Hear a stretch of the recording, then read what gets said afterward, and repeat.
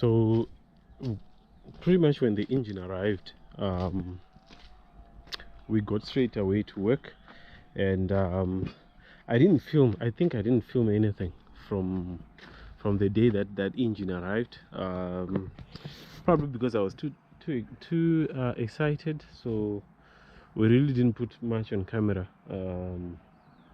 And today becomes day 3, in that the first day when the engine came,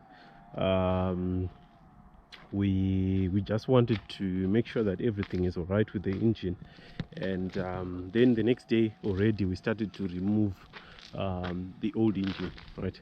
So we removed the old engine, and so that we can put the new engine. So day 2 we were removing the old engine, and it took us time because we had to find an engine lift and whatnot. And then on the 3rd day, that's when we actually put the new engine, right? It sits perfectly, right? Not that I didn't know, but I was also surprised. It sits perfectly. There is no modification whatsoever. That, all you just have to do, let me just show you.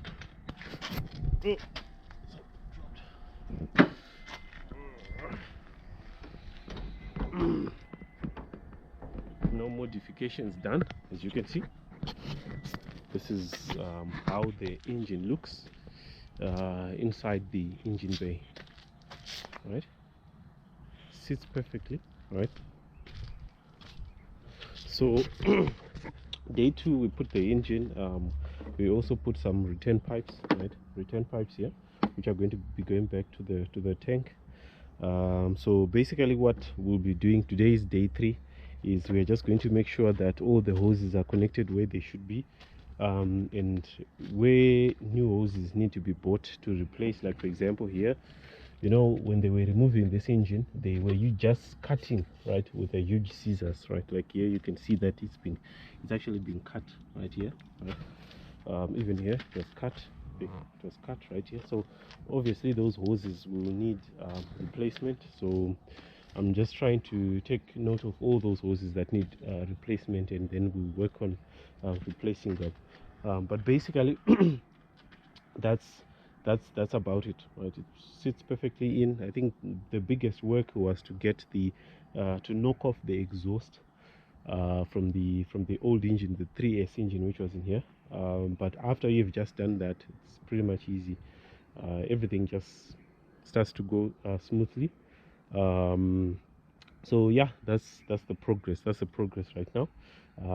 Unfortunately, I should have filmed all that, but I think I was just way too excited to grab the camera and start filming. But basically that's it. So what we're going to be doing here, so I mentioned that I'm going to be dealing with the hoses today, and then after having done the hoses, because the fuel pump housing in this setup, the old setup, which had the 3S engine, doesn't have a provision for a return, right? I think I went about most hardware shops trying to find some fittings where I can do some kind of modifications, but unfortunately I couldn't find the fittings I was looking for.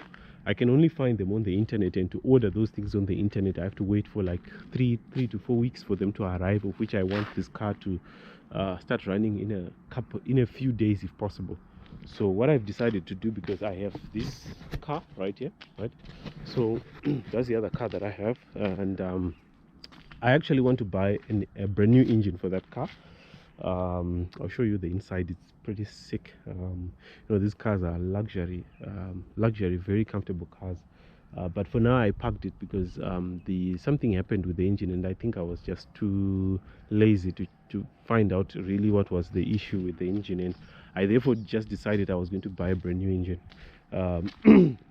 But the story on this car, since I'm going to be buying a brand new engine, I just figured, you know what, I might as well take some of the stuff which are on the car. But so what I'm going to do is, instead of going to the car breakers to get some of the, I'm actually going to get some parts from this car, particularly that fuel housing, because it's got a provision for return, and then we're going to put it on the new we're going to put it on this car, right?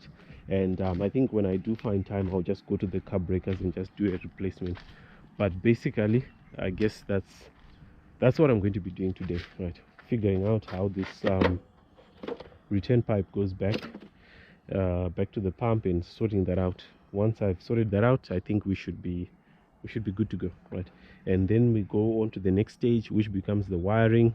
And one thing probably which is kind of putting me off is the fact that so this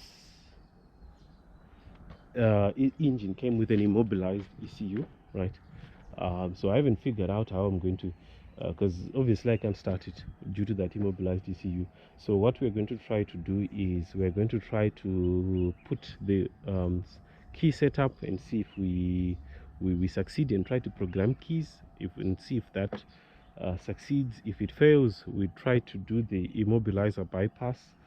And if that fails, I have no choice than to import a brand new ECU which doesn't have any immobilizer. And the cost of these ECUs is just mad, because I think I saw one going for $400 US, which should come up to about $500. It's very expensive. So I'm just hoping that I should be able to either program new keys or just do an immobilizer defeat or delete. So yeah, that's basically the update. I want to get this car running as soon as possible. This is actually my daily, so pretty much I don't have a car so to say. And like I said, that this car, the issue with that one is that one morning as I was driving it, it just stopped. It just died. In fact, I was just getting through the gate and it just died. That's the story on this car. So, and pretty much from there I was just lazy to try to figure out what it was. Remember, this was I actually bought it. I think I'd only driven it for about 6 months, and I bought it from somebody, a local guy, and I don't think he was taking good care of that engine. So I felt like it would be expensive to fix the engine. Better I just buy a brand new engine. I found out that engines for this car are very, very cheap. You won't even believe it. They are very cheap. So yeah, possibly that's what that's why that car isn't driving. So I need to get this new car